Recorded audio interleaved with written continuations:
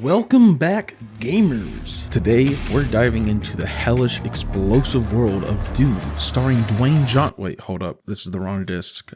Give me a minute. Alrighty, there we go. Doom 2016. A game that had me questioning my life choices after playing it for the first time, or any Doom game at all for that matter. For those who haven't played it yet, buckle up because playing Doom for the first time is like jumping into a mosh pit. Intense, chaotic, and might even lose a shoe while you're at it. Alright, let's set the stage. It all started one fateful night when I decided it was time to boot up Doom after buying it from the Steam summer sale at a very nice price. I heard whispers of its glory, the kind of whispers that are more like shouts over a heavy metal soundtrack. As the game loaded, I felt like I was about to embark on a journey into the depths of hell, which, let's be honest, is a better destination than my last vacation. From the moment I saw the Doom Slayer waking up, I thought this guy looks like he's ready to kick some serious demon ass. And oh boy, I was right. I felt like I was about to take control of the universe's most ripped and grumpy action figure, ready to take on anything that dared cross my path. The gameplay in Doom throws you into the action faster than I can say, where did my life go wrong? The controls are buttery smooth and the movement is so fast paced it makes you feel like you're on a high after doing a line of cocaine at a college frat party. Glory kills for me are really cool. I mean, who knew that ripping and tearing demons apart would be so satisfying? Every glory kill feels like a well-deserved high five to my inner chaos-loving self. Seriously though, every time I performed a glory kill, I felt like I was winning the lottery. If the lottery was a bunch of demons getting brutally dismantled, it's cathartic. Who needs therapy when you can just splatter demons all over the walls, right? Now, let's talk about the weapons. The arsenal in Doom is like a kid's dream come true if that kid had a very dark sense of humor. From the classic shotgun to the BFG 9000, every weapon feels like it was crafted in the fiery depths of a metal concert. Each time I picked up a new weapon, it was like receiving a birthday present if your friends were all demonic slaying maniacs. And don't even get me started on the chainsaw. Using it to basically have its own glory kill in a way and getting ammo out of it was like a nice little sweet treat. It's basically a ticket to the world's most brutal woodshop class. The chainsaw made me feel powerful, like I was in a horror movie where the killer had an unlimited supply of fuel while I sliced through enemies as if they were the victims. And I mean, let's be honest, they were the victims in this game. I mean... Another weapon I enjoyed was the plasma rifle. With an upgraded ability to stun your enemies was a nice little advantage to kill the enemies a little easier, and it was just fun to shoot. The heavy assault rifle was another neat gun I enjoyed, with one of its abilities was to shoot mini rockets out from it to deal some extra damage on the demons while going full auto on them. That's not full auto? That's full auto. Damn, bro, okay. Moving on, let's talk about the enemies. The demon roster is like a nightmare version of a family reunion. You have your regular enemies like the Possessed. They're creepy zombie-like humans finding their will to keep going while mindlessly roaming around, along with the other variants having a vendetta on you.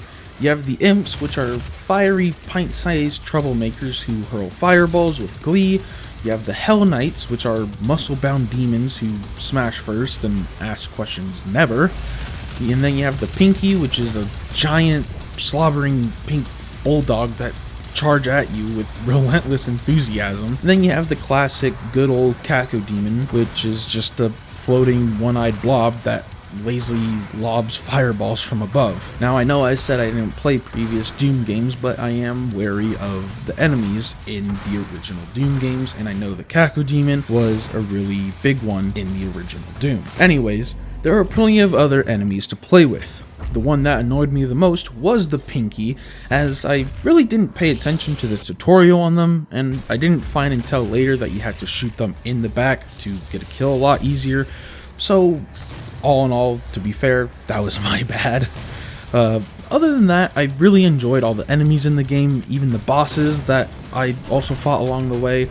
Each enemy was unique in their own way with how they reacted and the attacks that they threw towards me. Fighting these demons felt like playing a twisted game of dodgeball, but instead of balls, you're facing fireballs and horrific creatures that are really bad at personal hygiene. It's the kind of challenge that makes you question your choices.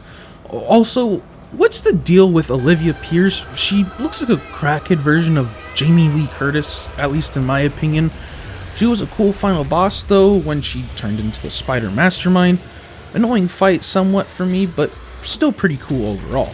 Now let's get into the nitty gritty of this game, the story and the environment. The plot is simple. Demons invade, and you, the Doomslayer, have a score to settle and make things right. After waking up from a nap to find that hell has decided to crash a Mars science experiment, the UAC thought it'd be a great idea to open a portal to hell. And, well, surprise, surprise, it turns out demons don't make the best office guests.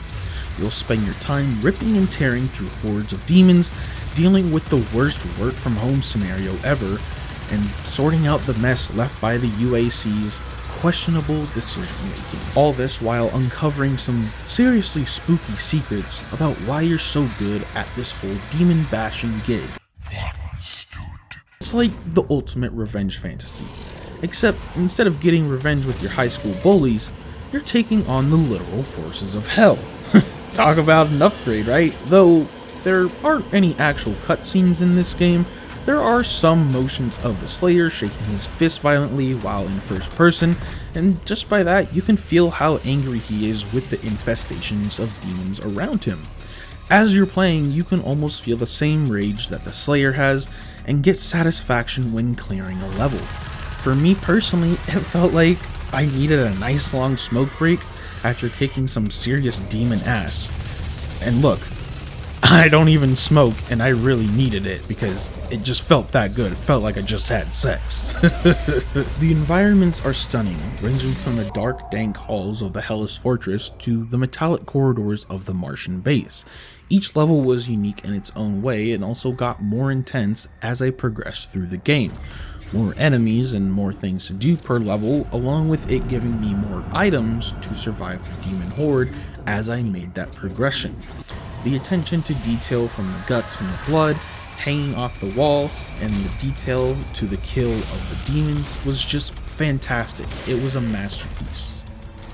Also, I haven't found them all yet, but I'm assuming on every level there's a secret area where you can find the little Slayer bobbleheads, which I thought were neat, and yeah, I just looked it up, and there's over 200 collectibles in this game. And that's ranging from the bobbleheads to a bunch of the other stuff that you can collect. And I know I got a decent chunk of the data logs, and I'm pretty sure I got all the field drones as all my weapons are fully upgraded, but I guess I'll work on that one day. Now, the last section of this video, but probably also the shortest, but plays a big part in the game, is the soundtrack. Mick Gordon delivered an absolute masterpiece that makes you feel like you're part of an epic metal concert. Every heavy riff perfectly accompanies the chaos. And not only that, but he has a whole resume of video games that he's done music on. And of course, most notable are Doom 2016 and Doom Eternal, and he's also worked on some Wolfenstein games as well.